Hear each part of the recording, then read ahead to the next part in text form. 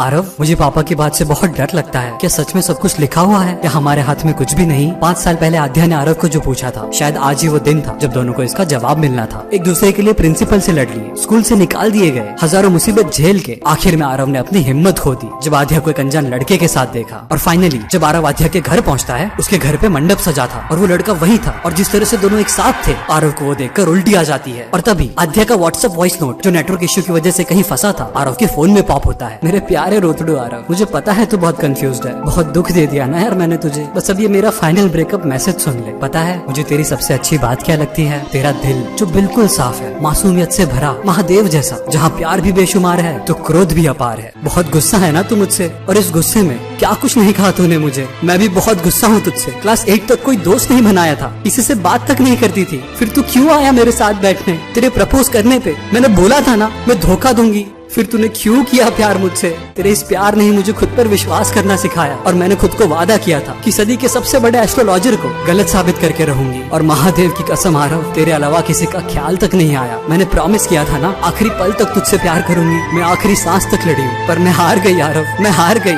आरव जब आध्या के घर पहुँचता है तो उस अनजान लड़के की लाल आंखें आंसू से भरी थी और उसकी गोद में आंखें बंद करके आध्या मौत की नींद सो रही थी। मैंने बोला था ना आखिरी सांस तक सिर्फ तुझसे प्यार करूंगी। यार मेरी सांसें कम पड़ गई, मैं बहुत लड़ी आरव, पर इस कोविड से मैं हार गई। जीते जी तो इस दुनिया की कोई ताकत मुझे तुझसे अलग नहीं कर सकती थी, तो शायद महादेव ने मेरी मौत को ही वजह बना दी। मेरी सांसों के फूल थे, भाई मुझे बाइक पे बिठा के हॉस्पिटल ले जा रहा था। मैं बेहोश होने लगी तो उसे जोर से पकड़ लिया, लगा जैसे अब मैं कभी वापस नहीं लौटूंगा। और तभी महादेव से मैंने एक आखिरी इच्छा मांगी, तुझे देखने की। और रेयरव्यू मिरर से जब मुझे तेरी झलक दिखी, सीने में इस दर्द के बावजूद भी मेरे चेहरे पे वो मुस्कुराहट ले आई। माफ कर दे आरव, हमेशा के लिए छोड़कर जा रही हूँ तुझे, पर मैं लड़ी हूँ तेरे लिए, तेरे साथ जीने के लिए। एक एक पल मैं मौत से लड़ी हूँ। आध्या, आध्या। रोते हुए आरव ऑडियो पॉज कर लेता है और उसका शरीर सुन्न हो जाता है, पर हिम्मत जुटा के वो फिर से मैसेज प्ले करता है।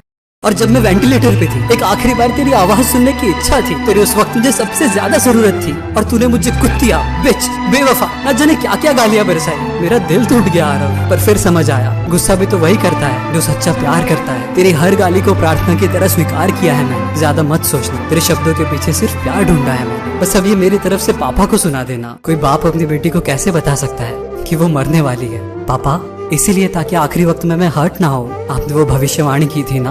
पर सच बताऊं पापा, आरव के साथ बिताए हुए हर सेकंड में मैं अनेकों जन्म जी हूँ। जो होना है वो तो होना है पापा, उसको हम बदल तो नहीं सकते, तो उससे डर डर के क्या ही जीना। आरव, हो सके तो कुछ वक्त के लिए इनका ध्यान रखना। ये दिखाते हैं कि बहुत ज्ञानी है और इनको किसी की जरूरत नहीं, पर मैं जानती हूँ अपनी बेटी के लिए इनकी आंखों में आंसू आ जाते हैं। और finally thank you Aarav, class 8 में मेरे साथ बैठने के लिए, शक्ति हिल्स पे हर दिन मेरे साथ सनराइज देखने के लिए, मेरे लिए पूरी दुनिया से लड़ने के लिए, मुझे खुद पर विश्वास कर जीना सिखाने के लिए। आई लव यू मेरे शिव। अपनी इस पार्वती को अगले जन्म में इस स्कूल की बेंच पे फिर से ढूंढ लेना। और मर के आध्या उन सबको धोखा देती है जो उससे प्यार करते हैं, और अपनी सगाई के लिए सजे मंडप से आध्या की अर्थी उठती है।